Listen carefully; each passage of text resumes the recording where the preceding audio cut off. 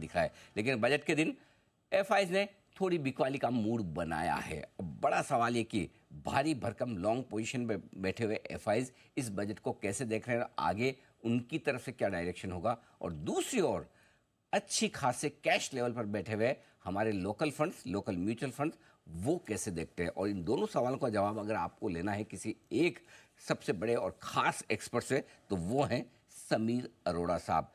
Helios capital के founder और fund manager हमारे साथ कार्यक्रम में हो रहे हैं सिंगापुर से, जो हिंदुस्तान में भी फंड चलाते हैं और देश दुनिया के एफआईज पर बड़ी पैनी नजर रखते हैं। फॉर ए चेंज मुझे बताया गया कि समीर सर आज फ्रांस में। सर फ्रांस में आज?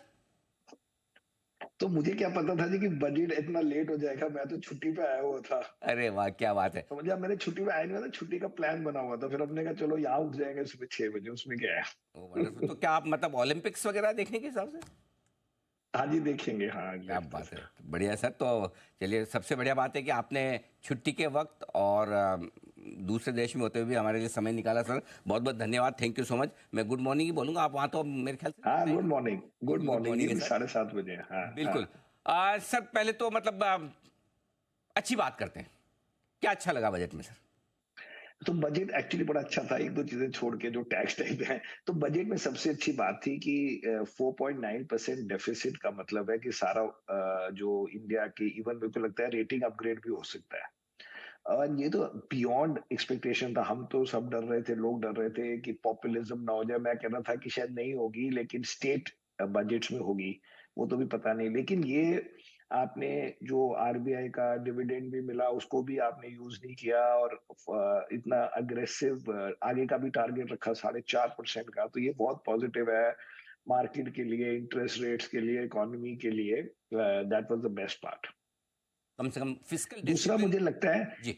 जो मुझे कम किया, पर मुझे लगता है कि हमारा नंबर वन सेक्टर इंडिया में होना चाहिए टूरिज्म। उसमें छोटी बातें करते हैं कि ये टेम्पल में ये कर दिया। मैं कहता हूँ 100 लोग में 50 चीजें करनी होती हैं। एक हाई प्रोफाइल टूरिज्म मिनिस्टर हो आप, उसमें कहोगे जी कनेक्टिविटी होगी, उसमें वाईफाई होगा, उसमें टॉयलेट्स क्लीन होंगे, उसमें सेफ्टी सिक्योरिटी के लिए पुलिस वाले ज्यादा खड़े होंगे। इतना करने से ही हमारी टूरिज्म बढ़ जाए।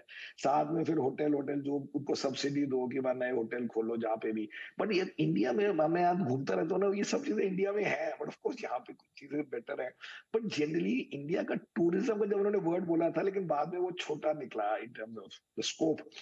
तो वो चीजें अच्छी है, लेकिन वो स्केल पे होनी चाहिए, तब मजा है। उसका स्टॉक मार्केट से मतलब नहीं है, उसका मतलब इंडिया से है। स्टॉक मार्केट में ठीक है, 2 होटल के स्टॉक हमारे बढ़ जाएंगे, घट जाएंगे, बट ओवरऑल टूरिज्म को हम एक्सप्लॉइट नहीं करते हैं जितना वर्ल्ड करता है। छोटी छोटी जगह में सारे हम पहुंच जाते हैं देखने, तो कहते हैं ये क्या चीज है यार, इसके लिए इतना ड्रामा किया होता है इन्होंने। ठीक बात है। So that is the thing. हाँ, एक अपॉर्चुनिटी वहाँ मिस हुई। लेकिन फिस्कल डिसिप्लिन, ये आपने कहा कि ये बहुत बड़ी चीज़ है बहुत जो बढ़िया। सरकार ने की, और बहुत बढ़िया। इससे रेटिंग अपग्रेड का चांस है, ये बड़ी बात समीर सर समझा रहे हैं। दूसरी बात समीर सर, जो सरकार ने की यूथ को स्किल बनाने की और उनको ज़्यादा जॉब्स देने की। हम यंग पॉपुलेशन है और हम हमेशा बड़े गौरव से कहते हैं कि इंडिया के पास इतनी पॉपुलेशन है और लंबे समय तक रहने वाली है।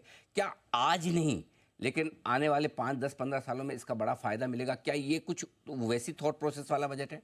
ये मुझे नहीं नहीं, वो प्रोसेस तो बिल्कुल रिक्वायर्ड है, और उसी के लिए मुझे लगता है ये जो बेसिकली पीएलआई स्कीम वगैरह है, उसमें अभी जैसे जो आप फोन बना रहे हैं, ये कर रहे हैं, उसमें पहले है कि असेंबली की जॉब तो मिले लोगों को, कोई फैक्ट्री की जॉब मिले विमेन को, अच्छी जगह जाने की, ये वो। लेकिन वो मुझे, क्योंकि मैं 2-3 साल के हिसाब से देखता हूँ, उसका मेरे को डायरेक्ट नहीं समझ आया कि वो 1-2 साल में इम्प्लीमेंट भी हो सकता है कि नहीं, शायद हो जाए, लेकिन उसका डायरेक्ट नहीं आया। बट ये शुरू आज करेंगे तभी 5 साल बाद, 10 साल बाद होगा। एंड एक्चुअली वो ट्रेनिंग और ये जो आप वो अप्रेंटिस रखते हैं, वो सब करते हैं, वो तो वर्ल्ड वाइड ये फॉर्मूला है, वो होना भी चाहिए। लेकिन उसका हमारे डे टू डे में नहीं हमें समझ आएगी। कई चीजें गवर्नमेंट को करनी पड़ती है 5 साल 10 साल का वो रखकर, ऑब्जेक्टिव रखकर। तो उस हिसाब से ठीक है, लेकिन प्रैक्टिकली हमें नहीं समझ आएगा उसका कि उसका प्रैक्टिकल क्या करें हम in terms of us as buying stock, selling stocks, ये मतलब।